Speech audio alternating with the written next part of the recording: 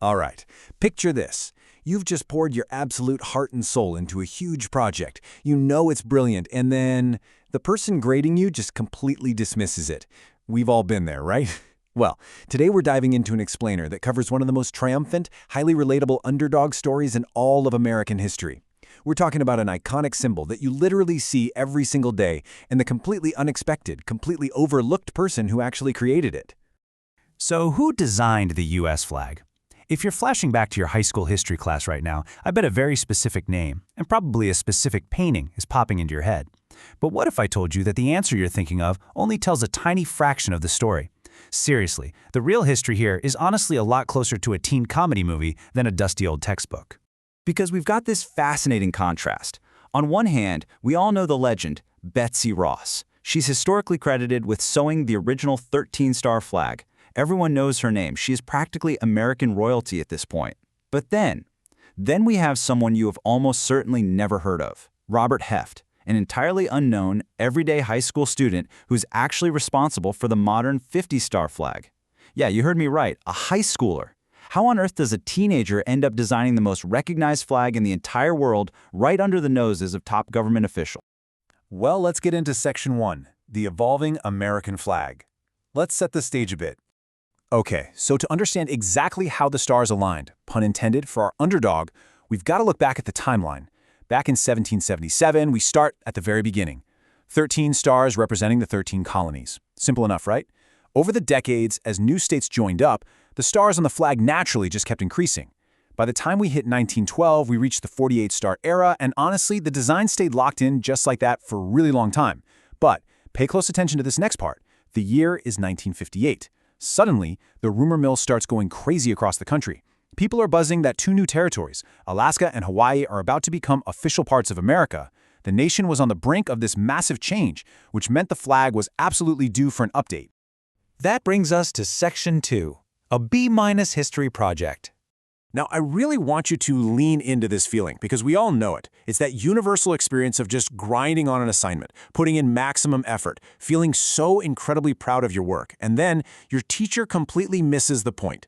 So it's 1958, our high school student Robert Heft gets a standard, run-of-the-mill history project. But Robert had been hearing all those rumors about Hawaii and Alaska. He didn't want to just write some boring essay. He wanted to look to the future. So he stays up all night long, painstakingly cutting, measuring, and meticulously crafting a brand new 50-star flag that seamlessly incorporated those two highly anticipated states. I mean, he went way above and beyond the assignment here.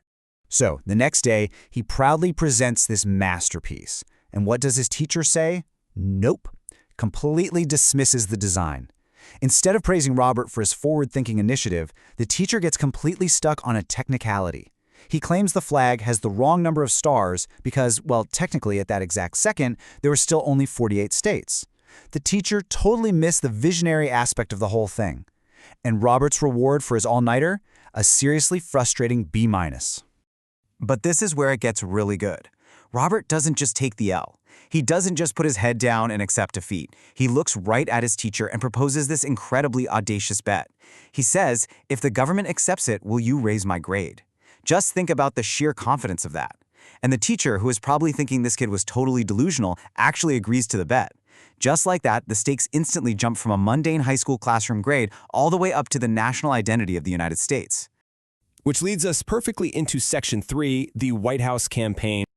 All right, so Robert now has a virtually impossible task. He has to take matters into his own hands and somehow convince the federal government of the United States to adopt a teenager's homework assignment.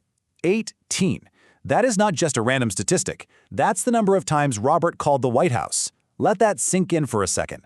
A high school student relentlessly picking up the phone, navigating complex switchboards, and demanding to speak to the people in charge of the country 18 separate times.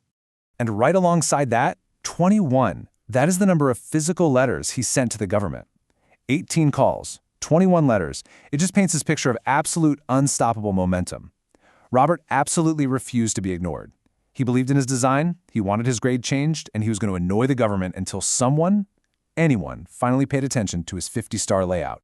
And then, the ultimate climax of the story. Against literally all odds, one day the phone rings for Robert. It's the winning call he'd been waiting for. The voice on the other end delivers the historic news. "Hey kid, your flag is now the official flag of America." Wow. Out of all the professional designs, all the government committees, and all the expert historians out there, they chose the layout meticulously crafted by a high school kid pulling an all-nighter.